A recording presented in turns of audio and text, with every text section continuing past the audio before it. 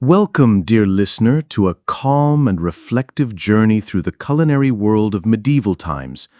As you settle in, I invite you to share in the comments where you're tuning in from and what time of day it is for you right now. It's always heartwarming to see how far our little community of night owls and curious minds has spread.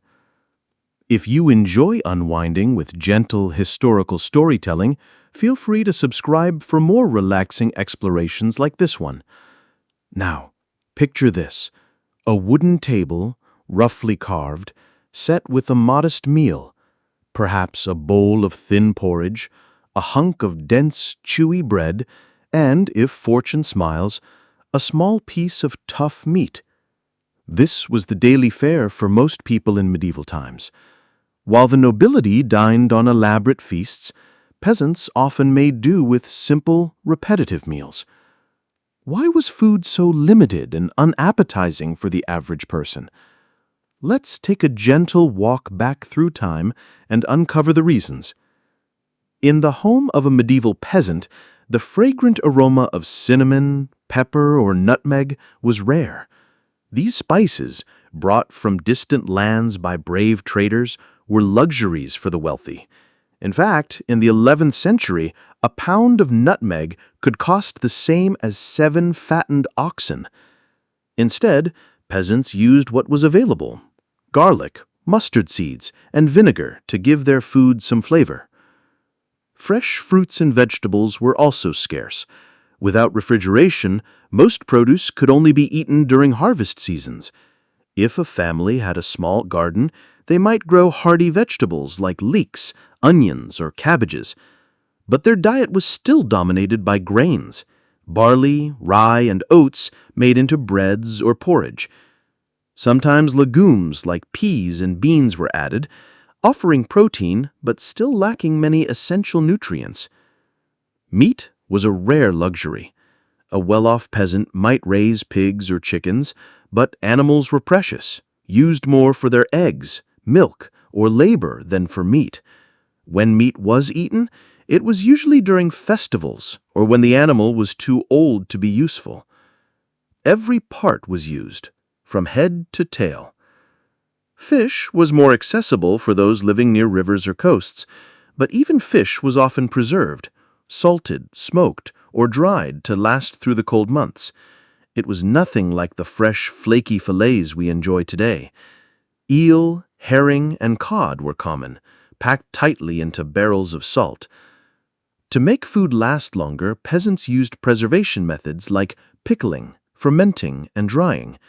Cabbage became sauerkraut, onions were soaked in vinegar, and fruits were sliced and dried for the winter.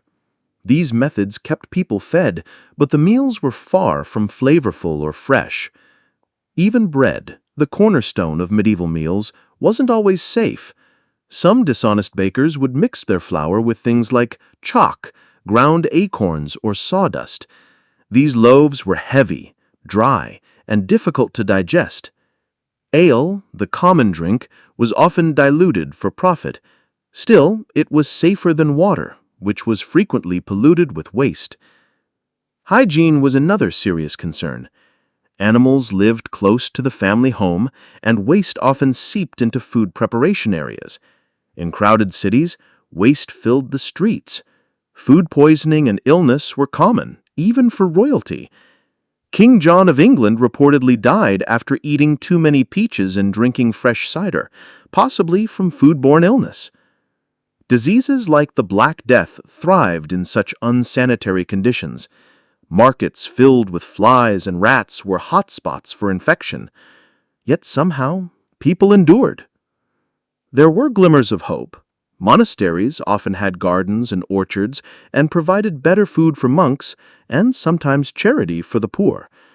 But the nobility, meanwhile, enjoyed extravagant feasts with rare spices, wine, and meats like swan or peacock. But even their indulgence came at a price, with frequent food poisoning and digestive problems. Today, our world is filled with abundance. Fresh fruits and vegetables, safe meats and spices from all over the world are readily available. We've come so far from the meager meals of the past.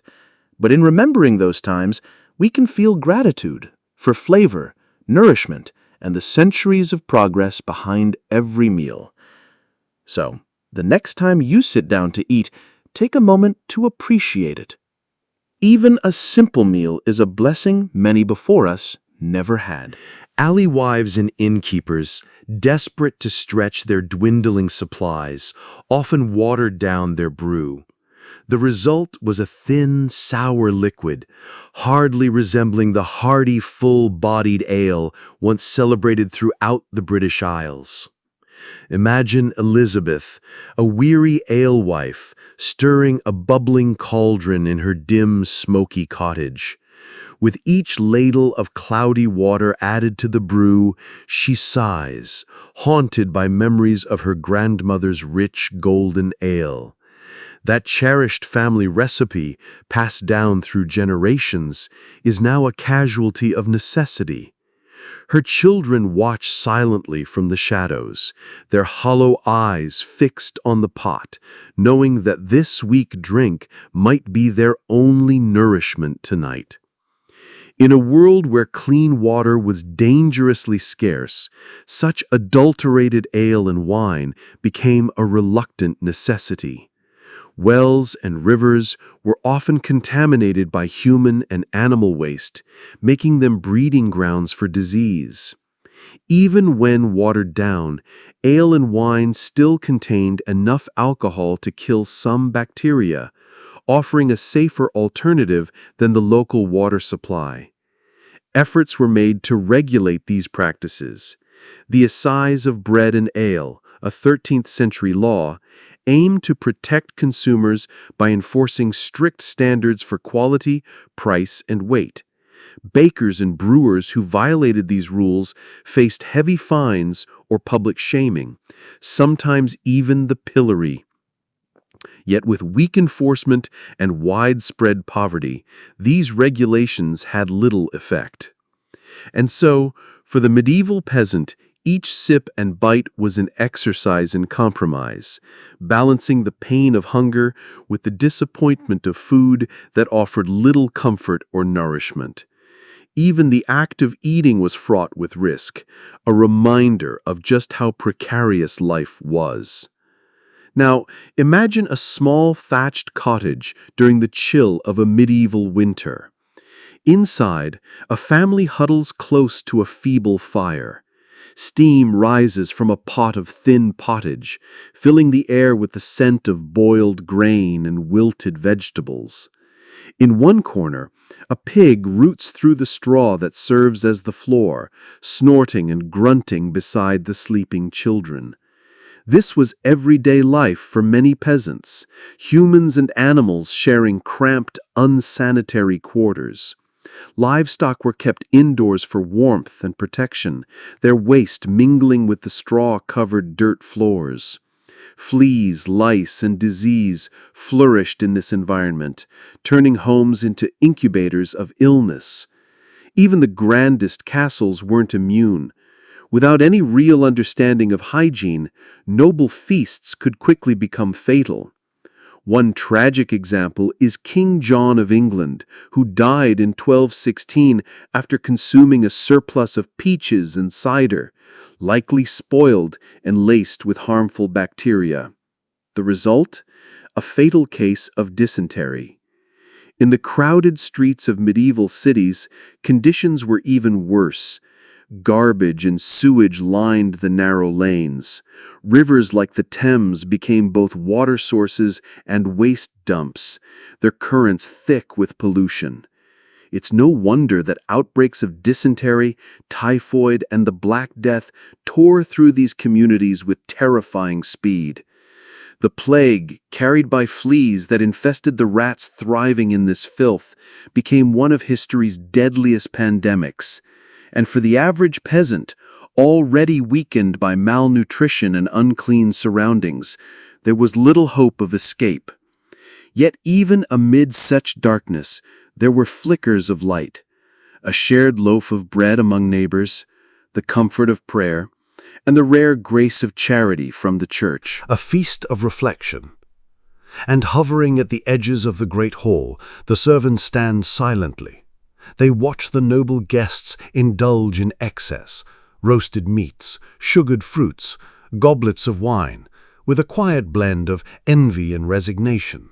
For they know that, come morning, they will return to their own humble meals, coarse bread, thin gruel, and cold water.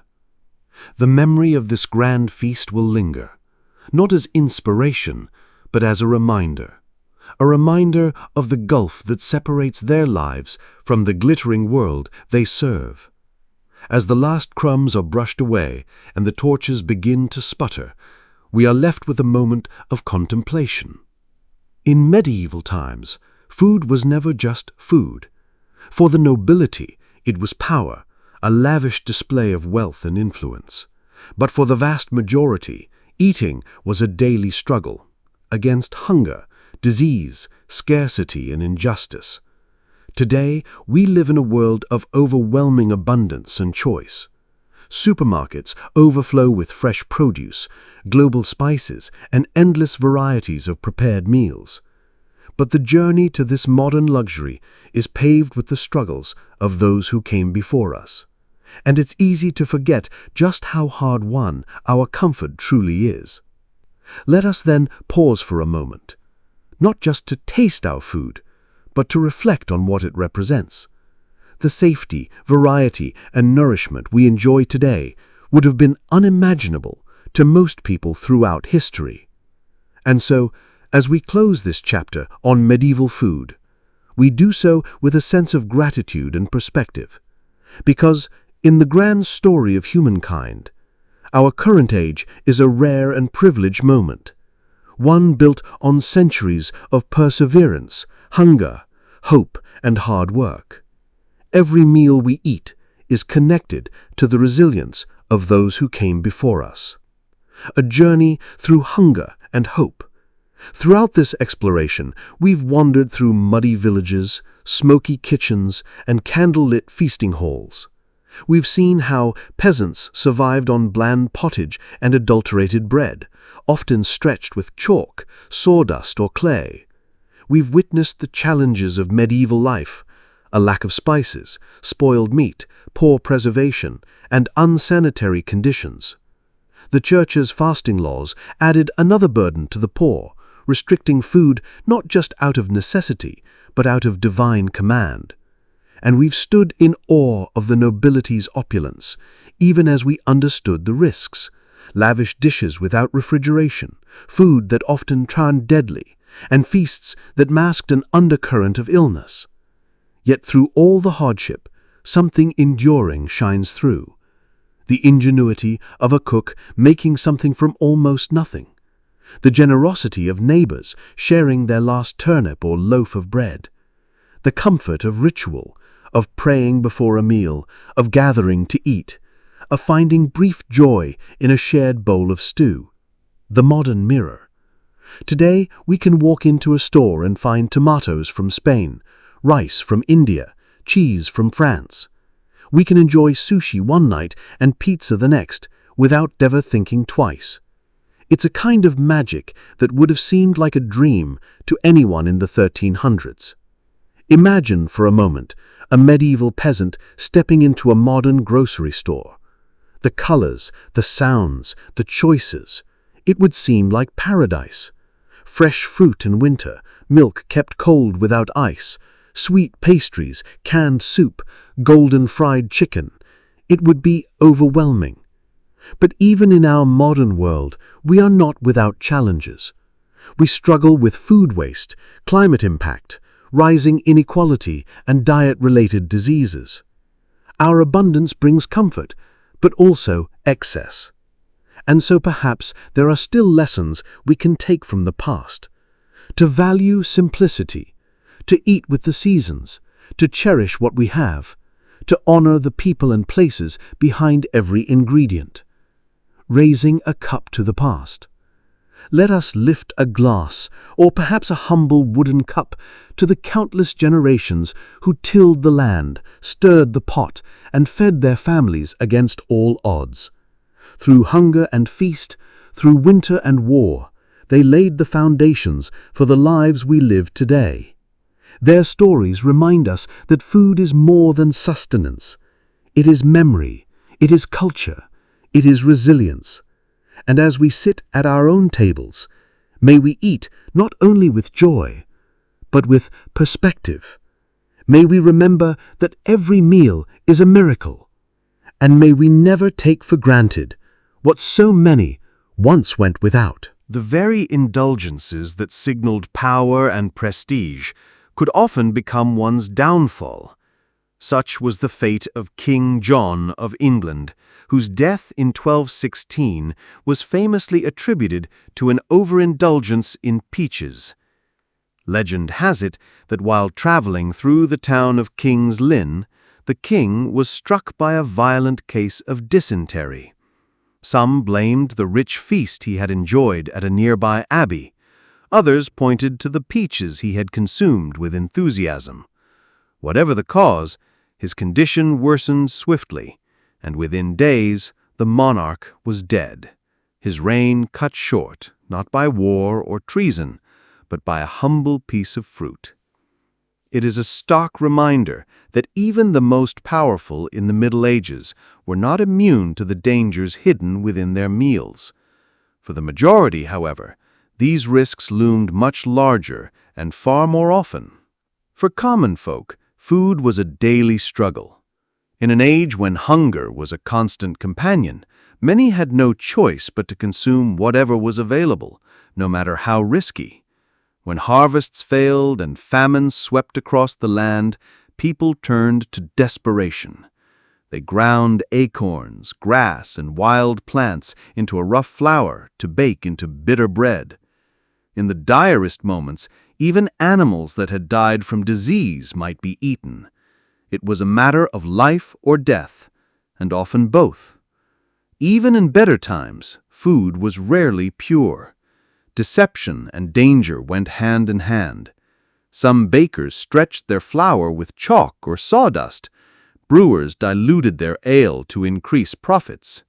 These weren't just dishonest practices, they were deadly ones. In villages, the alewife, often the one responsible for brewing and selling beer, was both a trusted figure and an easy scapegoat.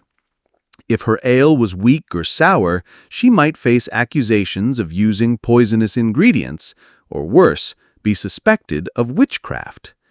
In a superstitious world, the line between bad brewing and malevolent sorcery was thin. Yet, despite the hazards, people clung to small comforts. For peasant families, a simple meal of bread and pottage, eaten together by the hearth after a long day, could be a source of peace and warmth. In monasteries and abbeys, where monks and nuns led lives of devotion, food was both a discipline and a ritual. Their austere diets were meant to nourish the spirit as much as the body. But even in these religious sanctuaries, food was not always reliable. During Lent, Christians were called to fast, to abstain from meat and embrace simplicity. For 40 long days, monks and nuns would survive on bread, water, and the occasional vegetable or fish. Some saw this as a sacred time, a chance to draw closer to God. Others saw it as a test of endurance, where hunger gnawed at both belly and faith. To willingly give up food in a world where it was never guaranteed may seem absurd, and yet people did it, driven by belief and tradition. And still, they adapted. They learned to preserve food by salting, smoking, or drying. They stretched meager ingredients into something nourishing. They shared. They experimented. They endured. The story of food in the Middle Ages is, above all, a story of ingenuity and survival. Today, we live in a world of abundance. Aisles of neatly packaged food, exotic fruits in every season, meals ready in minutes. But behind that abundance lies a long journey, one paved with hardship, sacrifice, and the wisdom of those who came before us. Imagine for a moment a medieval peasant stepping into a modern supermarket. The sheer abundance would seem miraculous. Mangoes from across the world, meats displayed in glowing freezers, endless shelves of bread, cheese, sauces, and sweets. But perhaps that same peasant would feel uneasy. How does this food stay fresh for so long? What do those ingredients mean? Where did this come from? And what might it cost? Not in money, but in health, labor, or the land. They might shake their head in confusion, perhaps even return to their world, feeling oddly comforted by the simplicity of their fare. Modest, yes, but known and earned. Our modern food system offers convenience and choice, but it is not without cost. Climate change, mass production, food waste, and health concerns all shadow the banquet. Like the peasants of the past, we too must learn to live wisely, choosing what sustains not only our bodies, but our planet. So let us remember the peasants who ground acorns into flour, the monks who fasted in faith, the alewives who brewed and endured, and even the king who died from peaches. Let us honor their resilience. Let us cherish the abundance we now have. Let us eat with awareness, gratitude, and care. Because food is more than fuel. It is history. It is survival. It is humanity.